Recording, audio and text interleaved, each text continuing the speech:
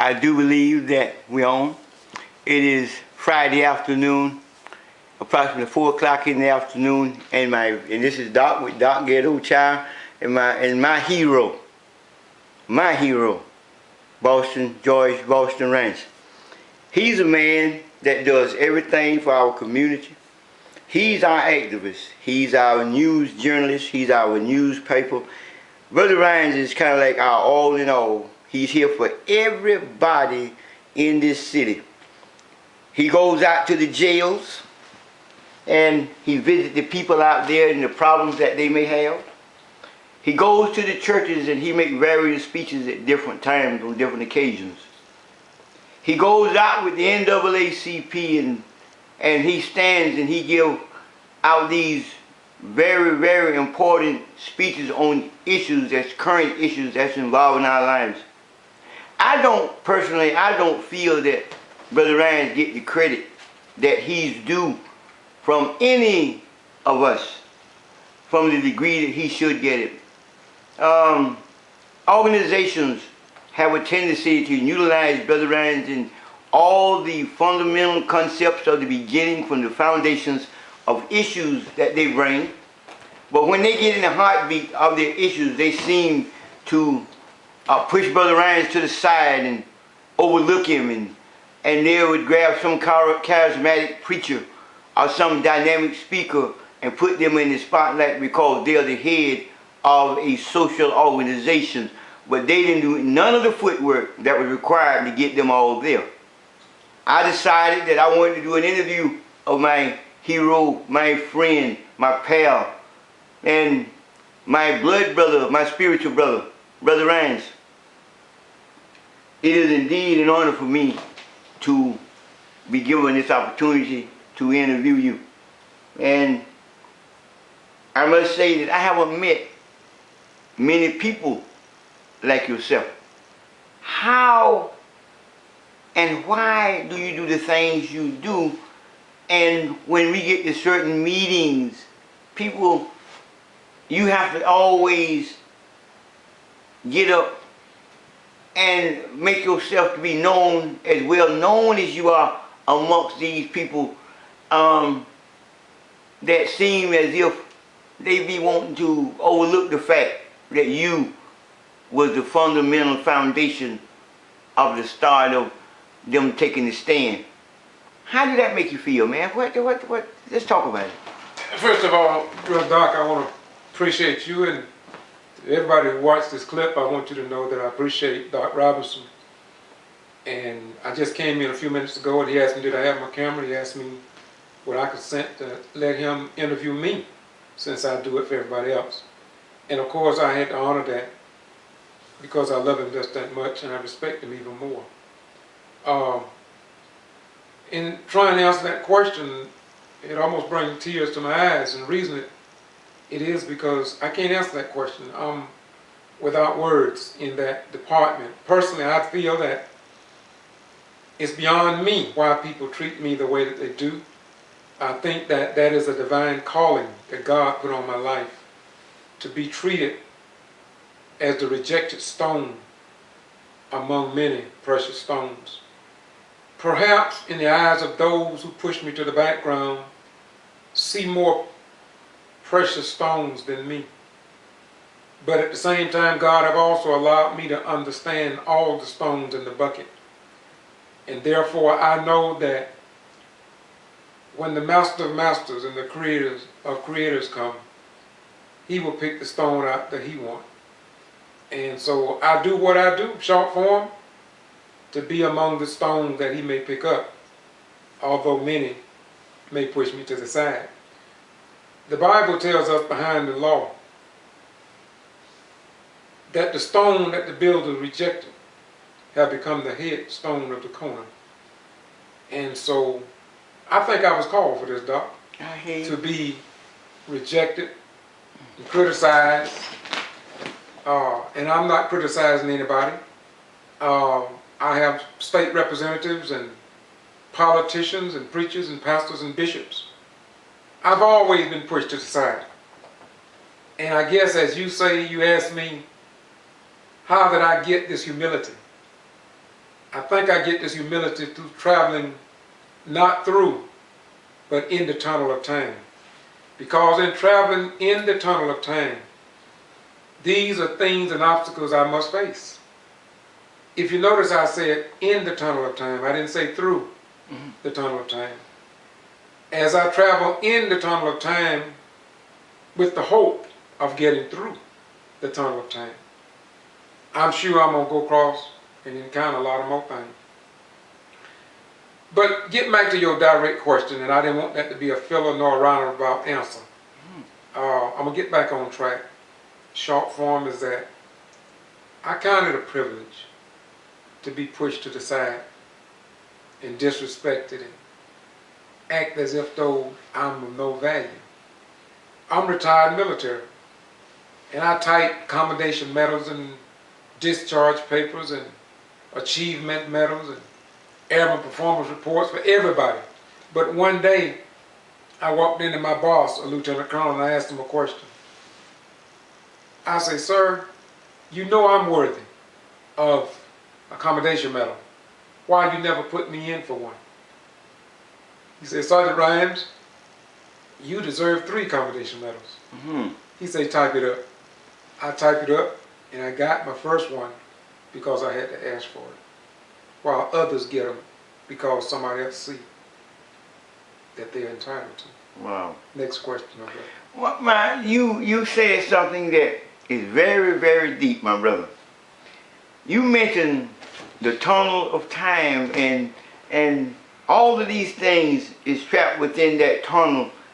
And that tunnel of time, my God, that's a deep, deep, deep, deep scenario that you gave out there. You gave me something a few days ago pertaining to that tunnel, because I heard you speak about this before. And I wrote a little something about it that I got from you pertaining to this subject. And any time that we hit off on that, I don't want to get away from some of the other things I want to ask you, but all of this is within the tunnel. Yes, sir. So, you know, and you was one of those pilgrims that traveling through the tunnel. And it's strange that our spirit should meet at the time we meet during the tunnel. So, I understand your answer to a certain degree. But what I don't understand that's yet mystifying to me is everybody call you, man. Everybody does. Didn't you go before city council and it was a white woman that teeth had got knocked out? Yes, sir. Barbara Park, way back. Didn't you get arrested one time? Yeah, one of the 15, yes, sir. One of the 15. Yes, sir. And didn't you serve as a high official in the NAACP? I'm a former president of NAACP. Well, now, see, this is in that tunnel. So, would you care to elaborate on when I met you? You know, back in 1994. Yes, sir. You know, and you was on the radio. Yes, sir. And I heard a very unique message. Someone that was speaking parallel to Farrakhan, but had a different tone and a different.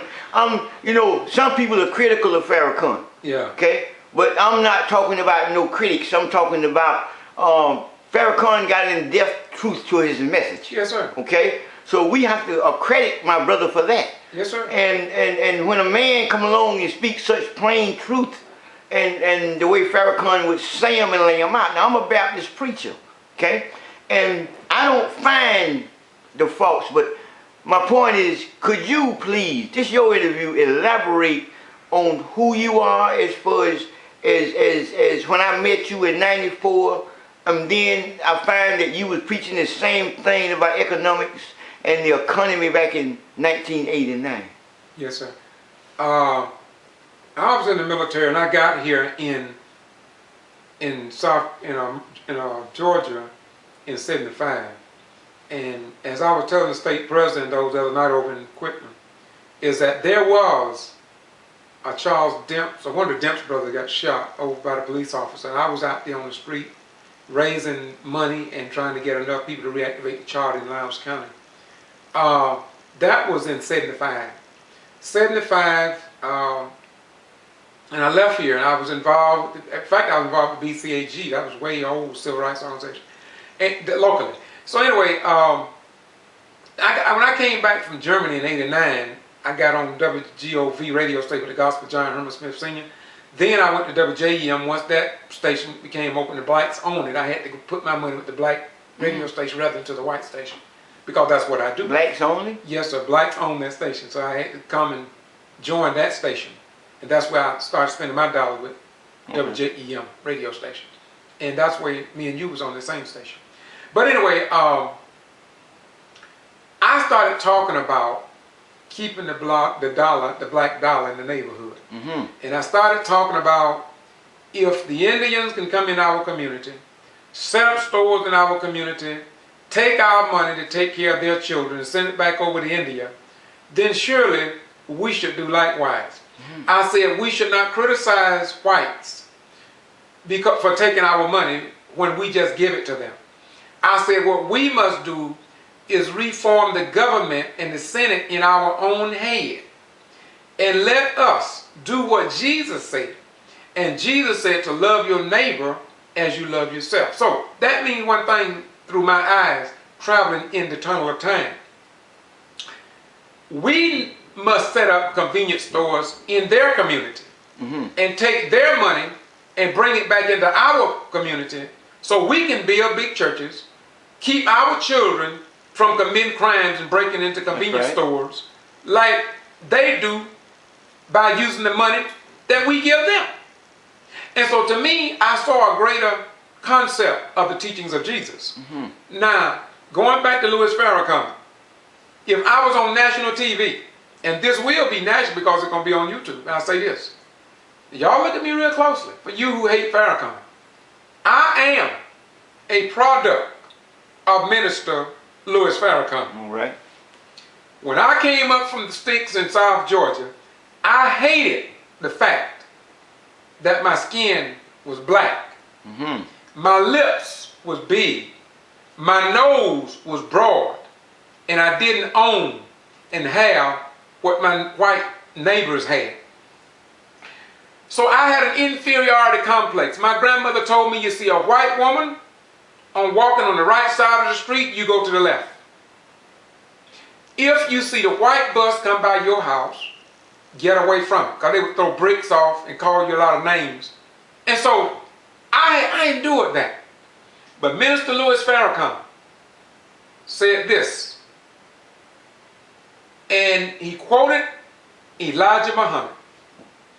I studied from Elijah Muhammad too. And Elijah Muhammad said, when a man argues about who he is, or when he argues about his religion or over his religion, it means one thing: he don't understand it himself. And so I began to study, and that's what I started doing. And Louis Farrakhan was a seed, because he told me to stop studying his story, which means the story of the Europeans, and start studying my own history. I hear you. So that being said, we're going to have to conclude due to time that's within this tunnel. Yes, sir. And it was indeed a privilege and an honor. We have maybe another 45 seconds. Close it out, if you will. Well, I just want to thank you for doing this. And I want to thank the people who listen to it, is that maybe one day we can get into a down, what you call it, nitty-gritty interview. There's so much inside of me until my brain is about to explode. But there's nothing that I can do but to give you the truth. And that's the thrust of my bust always. Brother Ryan, KVCI.blogspot.com. Peace be unto you. May the creator forever shine in your presence. Bye-bye. We go.